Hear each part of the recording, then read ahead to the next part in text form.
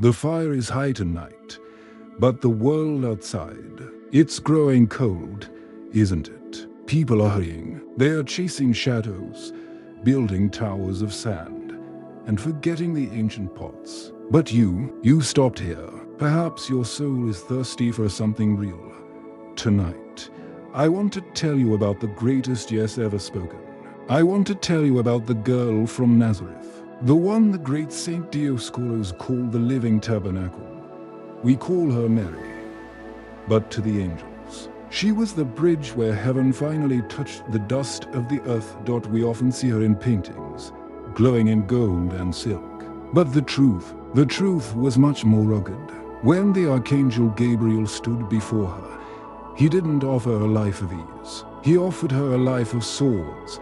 Think of her that night, a teenager, humble and hidden. She knew that saying yes to God meant she might lose everything. Her reputation, her safety, perhaps even her life. Yet, she didn't hesitate. She didn't ask for a contract or a map. She simply said, "Behold the handmaid of the Lord." In that moment, the infinite God, the one who holds the oceans in the palm of his hand, became a single cell in her womb.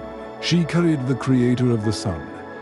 Can you imagine the weight of that silence? Walking through the village, carrying a secret that would split history in two. Well, the neighbors only saw a poor girl with a heavy heart. Then came the road to Bethlehem. It wasn't a holiday. It was a journey of survival. She was exhausted, the donkey's hooves clicking on the cold stones, the wind biting at her face. Every door she knocked on was slammed shut. No room, no room. Go away. She ended up in a cave meant for animals. The Mother of God gave birth in the smell of hay and the dirt of the earth. Why? Because God wanted to show us that there is no place too low, no heart too broken, and no situation too messy for him to enter. But the real test wasn't the stable. It was 33 years later. Saint Diyoskoros spoke of her as the seal of the fathers because she stood where the prophets could only dream of standing. She stood at the foot of the cross.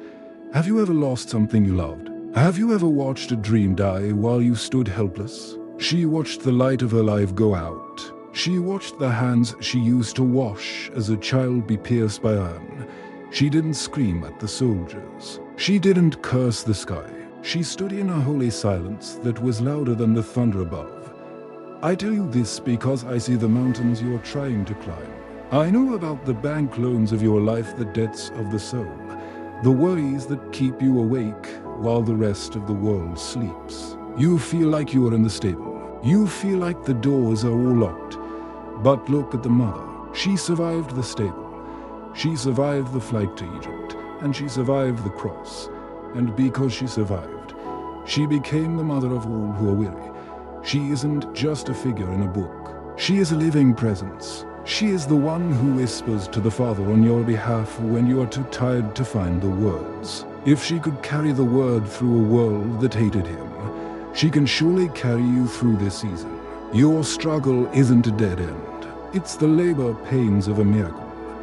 Don't let your fire go out. The night is almost over, and the morning star is rising. Trust the rhythm of His grace. Trust the yes you gave to God long ago. Take a moment now, in the silence of your heart. Ask the Mother of Peace to walk with you. If this story touched a place in you that was hurting, then our time by the fire was well spent. Stay with us here at the Living Word Stories. We are a small family, but we are growing. Type Amen if you believe that God is opening a door that no man can shut. Until next time, my children, keep your eyes on the light.